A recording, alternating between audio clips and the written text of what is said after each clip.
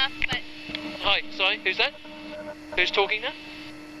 Okay, it's because you've got beanies and everything on. Oh. Yeah, so you need to get your ears nicely. It'll make a big difference. How's that? Better, thank you. Okay, yeah, make sure your ears nicely in each ear and then it makes a big difference.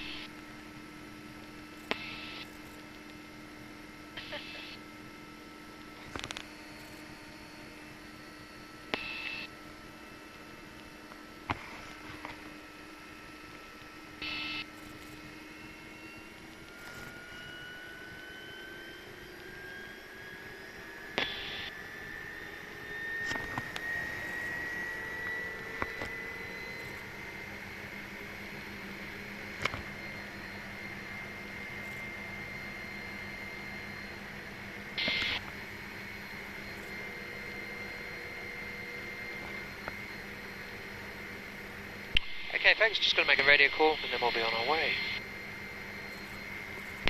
Cromwell traffic, India Italian is at the southern hangars, shortly to the left.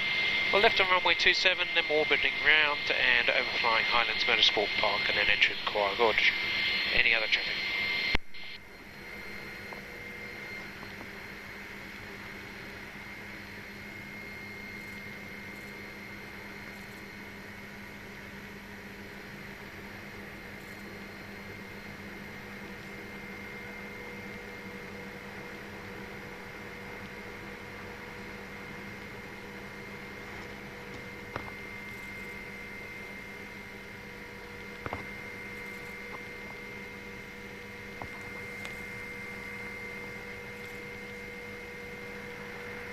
Oh my god. And Cromwell traffic, India Italian is rolling runway 27 this time, and we'll be orbiting round for Highlands. Okay folks, as we take off just over on our left hand side beyond the trees, Rip and Vale, where a lot of the cherries are grown. My wife's horse is in a paddock down here, there's the Pony Club grounds ahead of us. Cromwell of course is really well known for all of its fruit growing, and this is a vineyard just coming up in front of us. And we're just orbiting around what is on our right hand side, the horse racing track. We're going to come back and have a look at Cromwell at the end of the flight. And so we'll just orbit round this time. And initially I'll take you over Highlands Motorsport Park. Now Highlands is a fantastic addition to our region, set up by a guy called Tony Quinn.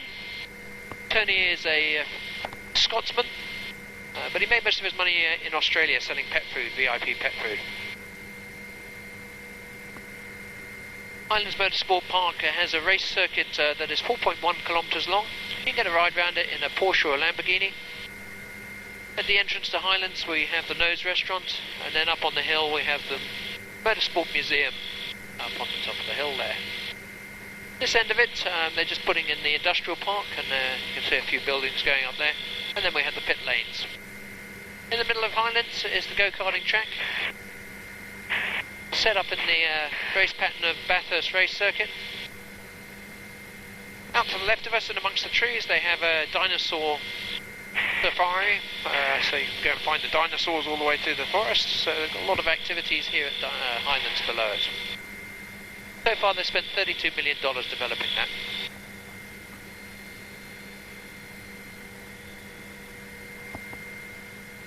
So we're just about to enter into the Kawarau Gorge, so many of you may know that if you've driven out from Queenstown.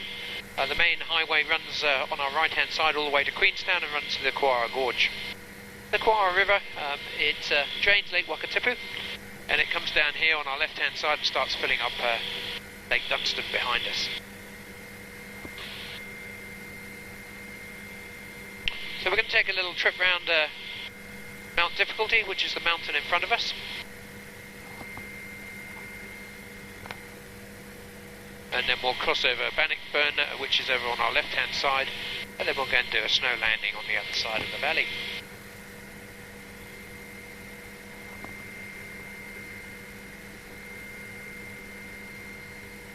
So as we enter the Kawarau Gorge down here, just around the corner ahead of us is Goldfields Mining Centre. Goldfields showcases all of our mining history. You can get the opportunity to do a bit of gold panning at Goldfields. There's also an excellent museum there.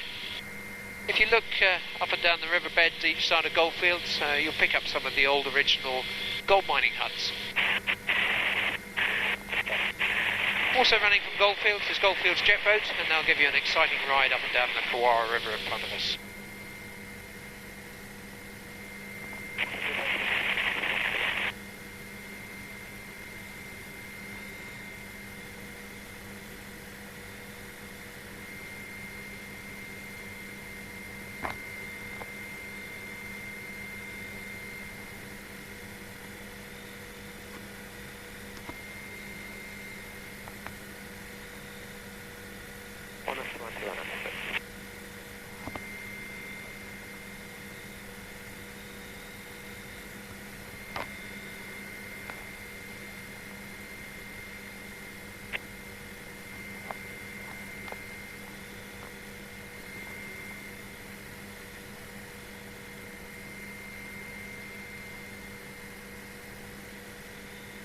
So we're trekking up over the state highway down below us. Mount Difficulty up on our left hand side, Mount Michael up on our right hand side, both of which give the names to some of the vineyards in the area. Up ahead of us, the river turns left, and at that point is where the Roaring Meg comes in from the other side, or up the valley straight ahead of us. The Roaring Meg has a hydroelectric power scheme on it. Now, it was initially set up back in the days when they were dredging the river for gold, and it's great that we continue to utilise it to this day to generate power. The power station's at the bottom, and there's a little dam about halfway up, and they pump the water down to the power station. Above the power station, you'll notice that some of the trees are all dead on the hillside. Those are Canadian wilding pines, and they've become a bit of a menace around the Queenstown area, and they've actually been killed off on purpose. You'll see they're all dead, and the hope is that native bush will start to regenerate behind. So a little way around the corner from the power station, there was a point that the Maori used to cross the river. They used to jump from one side to the other. There were two rocks that were overhanging the river, and they could leap from one side to the other. However, the farmer got a little bit irritated with modern man trying to do the same thing, and probably failing on occasions. So he went in there and he blew up one side, so the gap's a bit bigger these days. We've just turned the corner now, and we're now heading due south. Out ahead of us, mountains with a cloud on the top of it. Those are the Remarkables, and behind the Remarkables is where Queenstown's located. To the right-hand edge of it, anyway. We're going to continue round Mount Difficulty on our left-hand side, but I will show you where the Nevis bungee jump is. This is the big bungee jump, the 134-metre bungee.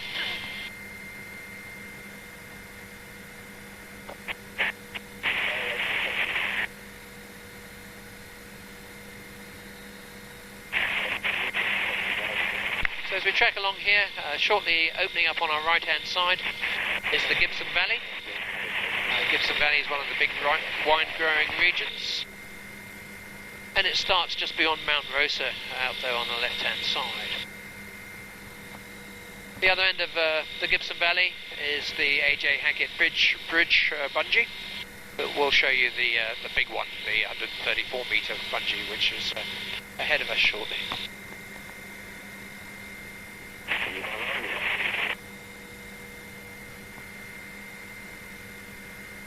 Just off on our right-hand side down there is Victoria Bridge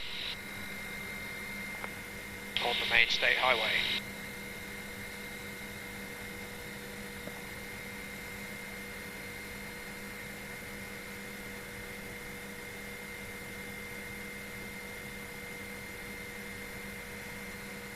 So we're just coming up past the big bungee jump on the right-hand side. Look for the cable car strung across the beginning of the Nevis Valley here. The Nevis bungee, 134 metres. Anybody bungeeing? Yep, I think there's somebody at the bottom of a bungee there. I'm just rolling the helicopter down, and you can see it down off on the right-hand side there. So that's the 134 metre of the Nevis bungee. Nevis River is out ahead of us. The Nevis River is, well, a good river to catch trout in it, so it's a trout river, but you're limited to 1 trout a day.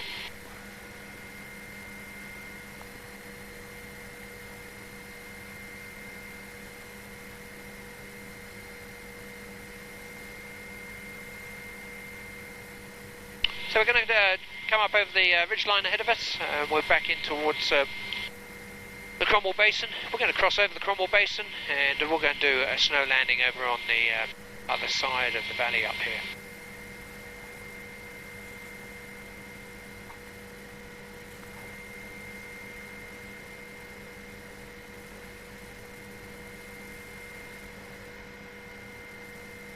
Hotel, have you got how many more trips?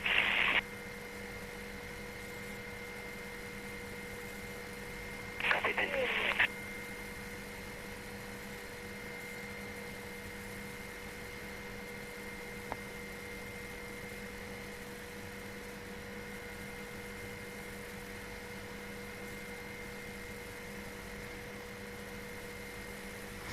So off on our left hand side, Mount Difficulty and the station. This is a sheep station that we're overflying at the moment.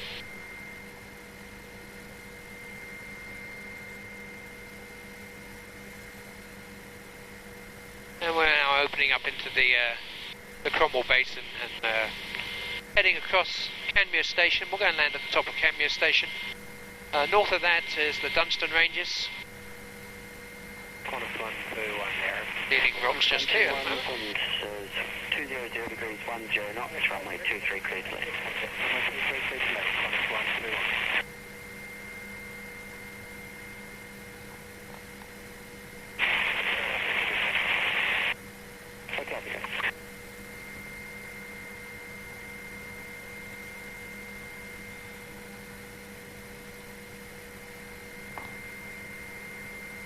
So as we track across here, out to the right hand side, up there is the Old Woman Range and the Old Man Range behind it.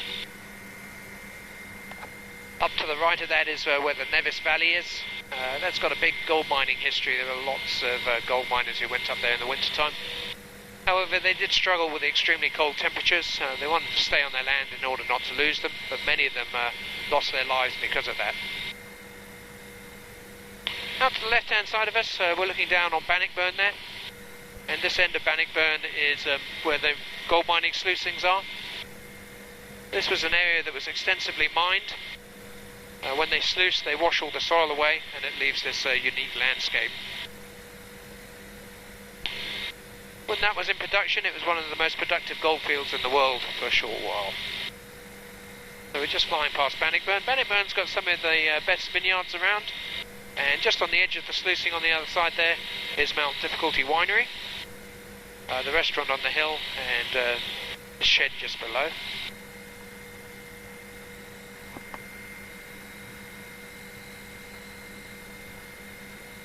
You don't put 4-4 behind 737 on final 2-3, that track line at 2-3 cross runway 1-4 behind. So as we look at, well, we'll talk about it when we come off the Kenmare in fact. So we're heading up onto Kenmare Station. Looks like most of the sheep are below us at the moment and the wool shed there. But it is a sheep station. It did do a little bit of gold mining up through here. It's 224 Queensland, starting push through. Time now is 4-1.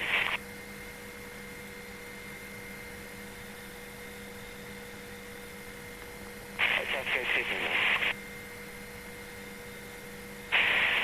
Copy, James, break, Qantas 185, continue approach number 1. Looking at 185 in Larry, that's 4. Copy, James, it's 223 on the start here. If you can just push back and then stop before you pull forward. Qantas, this lander is going into gate 5 and the stop block that you get pulled through is not clear. So folks, we're approaching our landing site. It is a snow landing, so there will be a little bit of snow recirculation. I've got to concentrate a bit on the landing. But once we've landed, we'll hear from my mistress who lives in the helicopter. And then it takes me a short while just to secure the controls on the helicopter. Whilst I'm doing that, I'll ask that you guys swap the headsets back to the ear defenders that you boarded the helicopter with. And then please, very important, wait for me to come around to the doors. I'll come and open all the individual doors, and then we can walk forward. I'll be making some hot chocolates, so please find me, and I'll give you a hot chocolate. It's showing -1 degree outside at the moment, so pretty cool. Leg straight, halfway down Lake Dunstan, 2000 for Highlands. And Cromwell base and traffic, India Hotel India is actually just about land Kenmare station, and after the landing in about 10 minutes I'll be airborne again, training for Cromwell.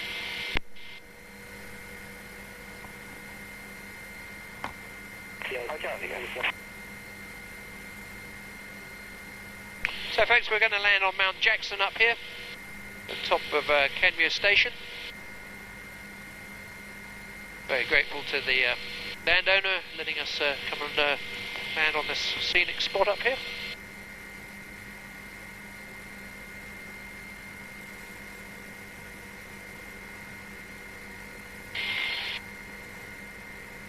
Also, just a reminder that when you do get out of the helicopter, the rotor blades are turning, so please keep your heads down and don't stick up anything up in the air.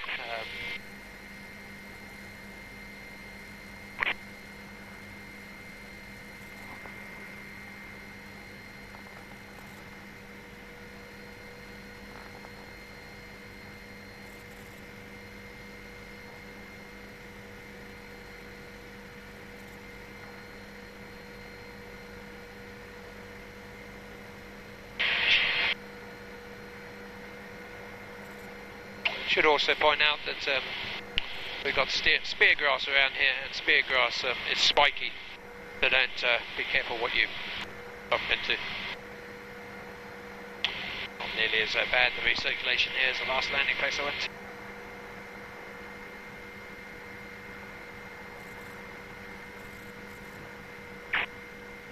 Blow all the sheep poo around. Low rotor. Low rotor. Okay, I'm just securing the control.